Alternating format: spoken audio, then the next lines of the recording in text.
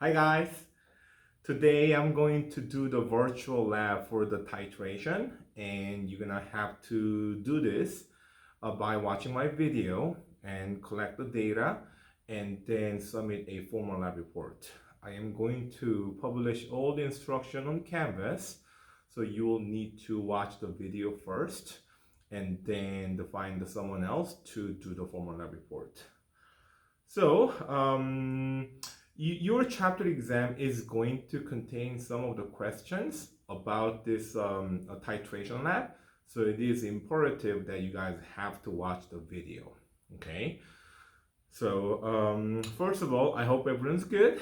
I'm just gaining some weight, right, over these crazy times, and my hair is quite long, and I'm spending time with my family at home for the most time and working on my school stuff. So I hope everyone's doing great. So here is basic setup for this titration lab. I hope you guys already watched my video note about the titration. So let me briefly explain to you what's going to happen.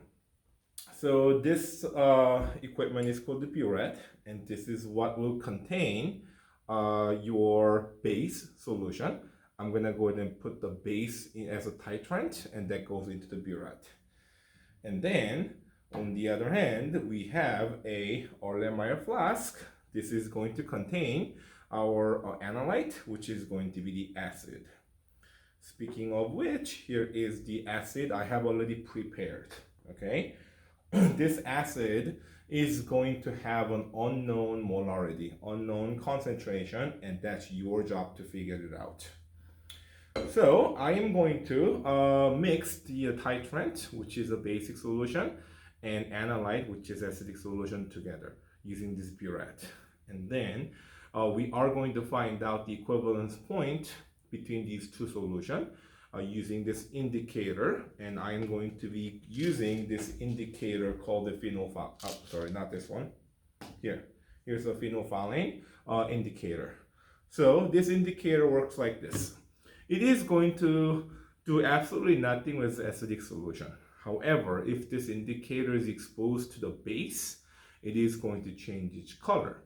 So when I add enough base titrant into my analyte acidic solution, eventually there is going to be a point where every hydrogen from the acid and every hydroxide from base is going to neutralize, and that one extra drop, the one extra, right, hydroxide from this burette is going to now change the entire solution basic. And that's when the color is going to completely change and stay permanent. Okay, that's the whole idea. So I'm gonna have to first prepare my basic solution, which is going to be my titrant that goes into the burette. So based on your calculation, you should be able to find out how many grams of sodium hydroxide you are going to need. Okay, I have chosen sodium hydroxide, and I have already calculated how many grams of this needed. So let me go ahead and measure this, and I'm going to share that with you guys. You need to know the mass of this thing I'm going to be using so you guys can precisely calculate the molarity of the basic solution.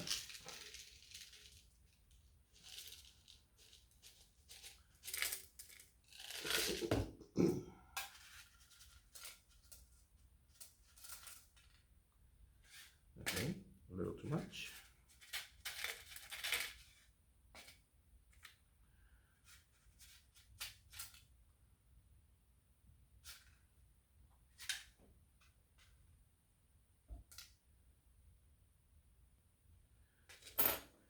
Okay, and to share this with you guys, the mass is going to be exactly 1.18 grams. Okay, so you're gonna have to use this mass to do the calculation. Okay, I repeat, the mass of the sodium hydroxide is 1.18 grams. Now, I need to prepare the 60 milliliter of this. So what I'm gonna do is I'm gonna go ahead and add distilled water, and I'm going to roughly measure, not roughly, precisely measure 60 milliliter using the graduated cylinder. So I'm going to go ahead and measure exactly 60 milliliter. And this is exactly 60 milliliter. I hope you guys can see this number. Okay, now I'm gonna go ahead and transport this water into the beaker, and I am going to add 1.18 grams of sodium hydroxide, and this is going to have to be dissolved. So I'm gonna go ahead and use a actually I don't have the stirrer right now, so I'm gonna have to use this one, okay? But you're supposed to use a stirrer for that. I forgot. And I'm gonna go ahead and keep mixing it. As you can tell, there is a base at the bottom, right? These sodium hydroxide. I'm gonna go ahead and keep shaking it so that they are going to be dissolved.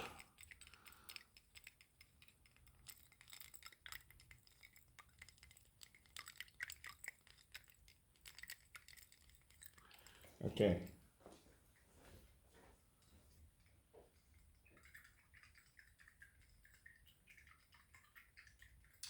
It is important, right? All of the sodium hydroxide, the solid, will dissolve into the water because that's how the base is going to become aqueous and gives the molarity of what we needed. Okay, but it's taking some time, but I'm gonna be patient and then keep mixing.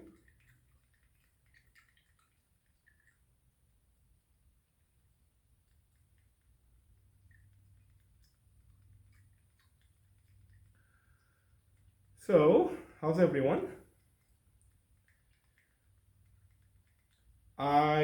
In order to videotape this, I had to keep my two babies at home because I tried to bring my baby over here and do with him, but it just was not gonna work out. My two babies are just crazy. They would, like touch my stuff, break stuff. So, but then my wife can't handle those two babies at home, so I had to send the whole family to my mother-in-law's house. So I'm here by myself.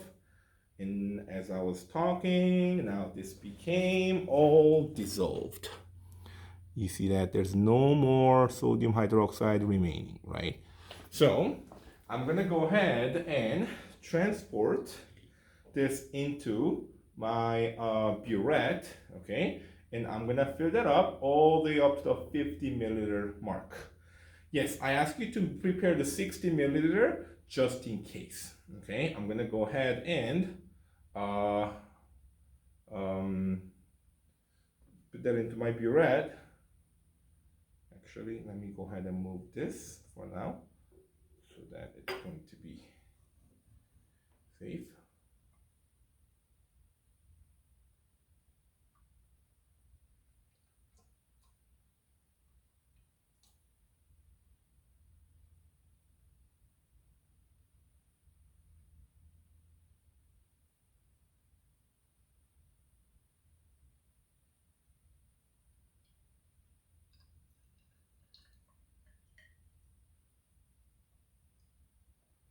Okay.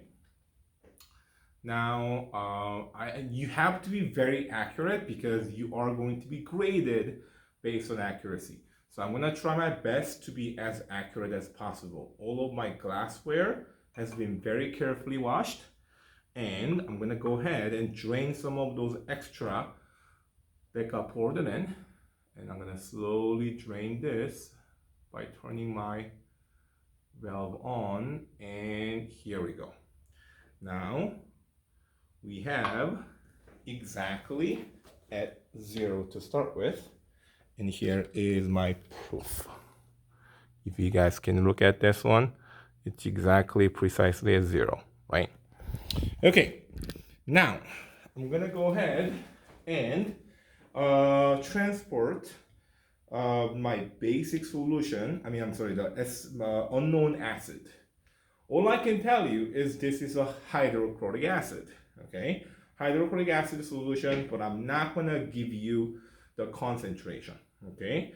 So what I'm gonna do is I'm gonna go ahead and transport. I said to transport somewhere between the 30 to 35 milliliter. So I'm gonna go ahead and transport. By the way, this is acid B, okay? There are different types of acid, and I'm gonna be using simply B just because I had the most of the sample I made it from last year for this one.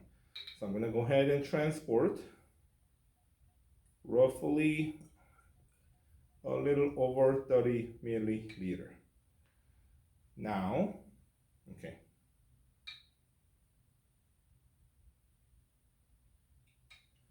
Okay. So, here is what I have for you. Okay, so based on my reading, this one looks like, okay, I have to get a right angle. This one looks like exactly 32.5. Okay, based on my reading, this one is about 32.5. Okay, so you guys will have to record this. Okay, in case you are given the acid B, okay, there are 4 different types of acid, okay, A, B, C, and D. You're gonna have to use the acid, if you're given acid B, okay, the trial number 1, the volume is going to be exactly 32.5 milliliters. I'm gonna go ahead and now transport this into my Erlenmeyer flask. Okay, now I'm gonna go ahead and add a couple drops of indicator.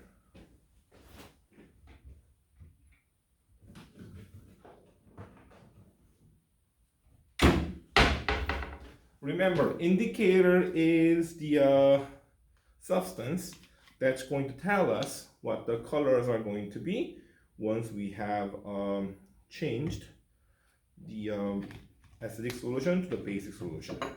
I am going to basically put a few drops.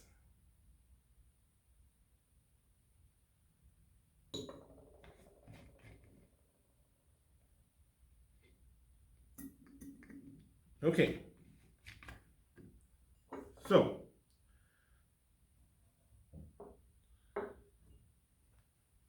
I'd like to now bring this close up to you. Okay, so I want you to take a look at how okay, here's my beaker. I mean Erlenmeyer flask. I'm gonna go ahead and put a white piece of paper so that you guys can see the color. Right now this is clear, right? That's again because indicator, they do not react to the acid. They only react to the base. So now I'm gonna go ahead and add some base, and I'm going to go ahead and find out at precisely which point the color is going to permanently change. So as I add, can you guys see that there's a little pink color showed up but it disappeared right away, right? I hope you guys can see that, right? That's because any type of the base that was dropped in, they would react with the phenolphthalein and then change the color. But as you shake this, right, you know that the colors are gone. That's because the hydroxide ion that I'm adding are going to react with the hydrogen from the acid and get neutralized, and they do not react to those indicators anymore. I am going to speed this up a little bit faster, and okay, I'm only doing this because I have already made this solution with, I already know those concentration as a teacher. So I do know that I'm okay to go a little faster, but typically you're required to go much slower drop wise, because when you add too much and you pass the equivalence point, and then the margin of error becomes really big. Okay, should we go away? There we go. And I'm gonna keep adding until, okay.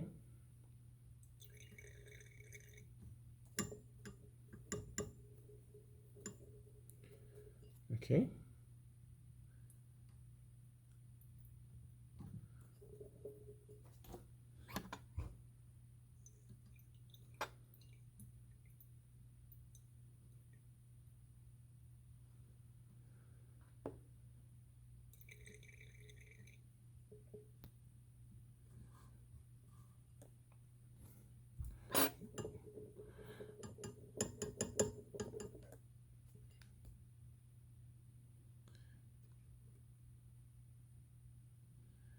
And as you add more, it takes more time to now the color to disappear.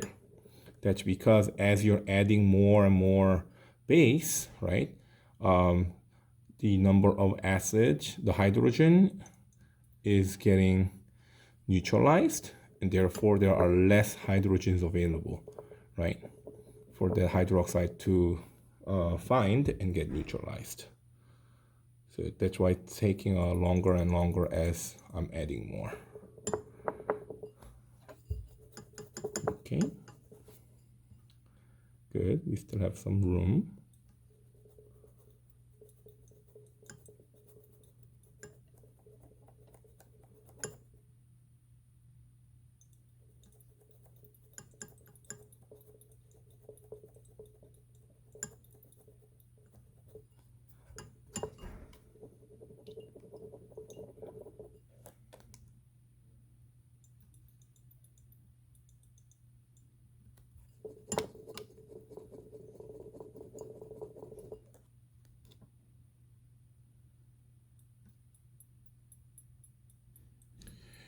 Yeah, the titration is a very tedious lab because it takes many times to find out the equivalent, many drops to find out the equivalence point.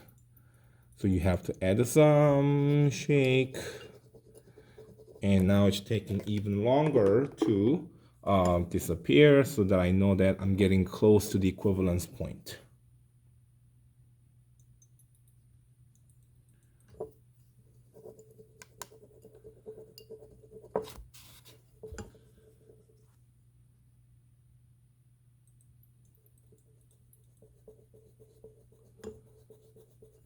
Ooh. Oh, I think we got there. Okay, now what happened was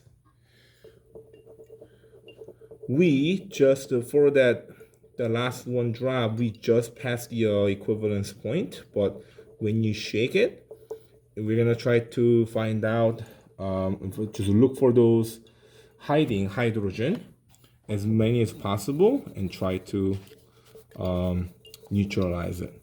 And if the color doesn't go back permanently, okay, that means we have passed the equivalence point. Since this indicator has activated, that means now the entire solution is definitely basic, because there are more base, the hydroxide ion, than compared to the hydrogen ion. So I'm gonna go ahead and share you guys the reading for this. Okay, so based on this number, I'm not sure if you guys can see that here. Okay, the number I see is 31.3. 31.3 milliliter is what I have. So 31.3 milliliter is how much I added. So you're gonna have to now record this number to as a data for the volume, and then this should be it for the trial number 1. For the remainder of the trials, and also for the other acid, I'm going to publish those data to you. But I hope this will explain to you guys how the titration works, and then use the data to finish your lab report. Okay, take care and have a great day, guys. Bye.